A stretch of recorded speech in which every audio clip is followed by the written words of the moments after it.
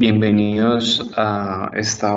sesión de revisión de anatomía radiológica. En esta ocasión estaremos pasando sobre la anatomía de la pelvis de una manera rápida, básica y que se nos quede en la mente los puntos más importantes que nunca debemos olvidar.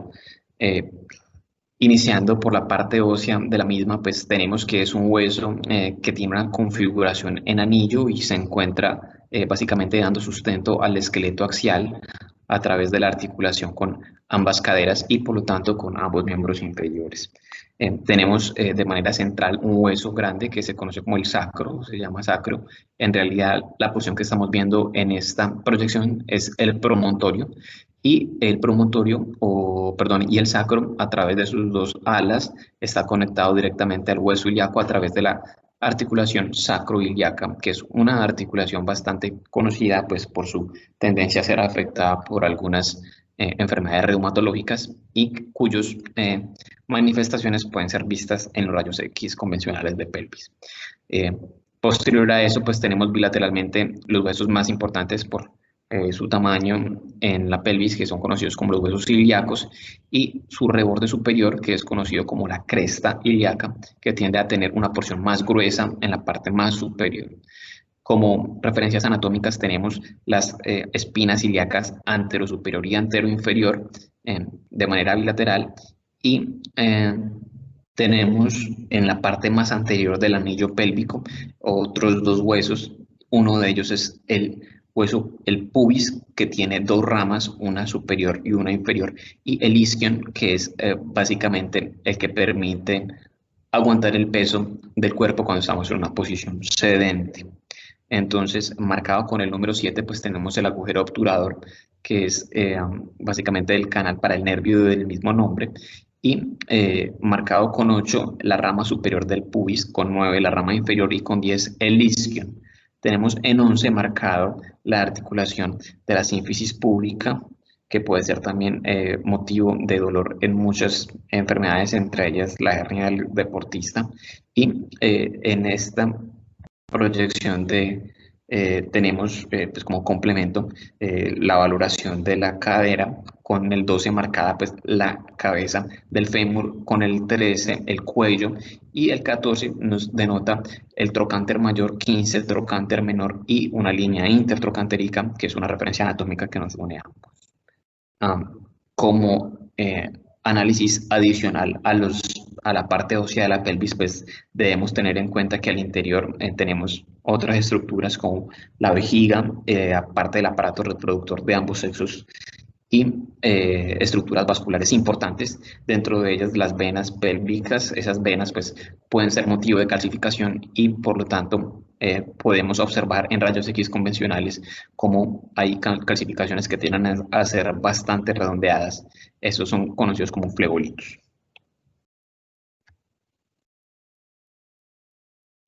Bueno, dentro del abordaje práctico y rápido de la anatomía de la pelvis ósea, es bastante útil recordar cuáles son los rebordes y las líneas que el radiólogo debe tener siempre presente para descartar enfermedad. Entonces tenemos como primera punto en esta lista la lágrima de Kohler o fosa acetabular, que hace correspondencia a esta estructura que tiene una forma de lágrima y a partir de esta pues nos sirve como referencia para encontrar otras. El techo acetabular, que corresponde a la parte más superior del reborde acetabular, la línea ilioisquiática que recorre el borde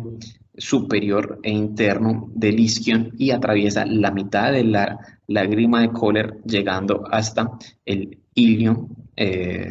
y recorriendo pues parte del mismo. Es una línea bastante importante porque, como vamos a ver más adelante, nos dará la limitación o nos ayudará a delimitar ciertas patologías de la configuración anatómica de la cadera. La línea iliopectínea, que recorre todo el agujero pélvico, el anillo pélvico, y esta hace referencia pues como a este reborde que se ve acá un poco más opaco que el resto del hueso. La línea de Shenton, importante para hacer la valoración de enfermedades como la dislocación de cadera, que puede ser congénita, y como esta debe tener un recorrido bastante suave entre la línea superior del pubis y haciendo un recorrido curvo a través a través del reborde inferior de la cadera, del hueso del fémur, perdón, del cuello del fémur y posteriormente en su metáfisis y diáfisis. Cuando hay una disrupción de este, pues podemos asumir que existe una alteración en la articulación. Es una línea bastante importante. El borde de la cabeza femoral también nuevamente pues es básica tratar de discernir en dónde se encuentra para saber si hay o no hay enfermedad. Hay una pequeña concavidad en este nivel que hace que corresponde a la fobia central y básicamente marca el sitio anatómico de inserción del ligamento redondo que permite pues parte de la articulación de la cadera. El borde de las paredes del acetábulo. Recordemos que el acetábulo recubre prácticamente de una manera completa la cabeza del fémur y pues obviamente tiene dos bordes, en rojo representado el borde anterior y en negro el borde posterior. Esa, como vemos ahí, es la configuración anatómica básica, pero puede variar de acuerdo a varios factores, como vamos a ver más adelante. Y en morado pues tenemos representada la línea intertrocantérica que nos une morfológicamente el trocánter mayor con el trocánter menor. Tenemos acá como por ejemplo uno de los factores técnicos que nos hacen variar la configuración normal de las líneas que representan los bordes del acetábulo, pues es el centro de la proyección o de inclinación de las de rayos X. Vemos acá como cuando el rayo se encuentra centrado en la pelvis, pues tenemos una representación que puede llevarnos a equivocar y a asumir que se trata de patología de la cadera, mientras que cuando hay un rayo más centrado a estudiar como tal la articulación de la cadera, pues los bordes del acetábulo, los bordes de las paredes del acetábulo se encuentran dispuestos de la manera normal que siempre esperaremos. Esto es una representación de todas las medidas y que de una manera morfológica, conociendo las estructuras y sus relaciones, pues podemos llegar a hacer y estas nos llevarán también a deducir si se trata de que hayan enfermedades presentes, sobre todo en relación articular de las grandes superficies.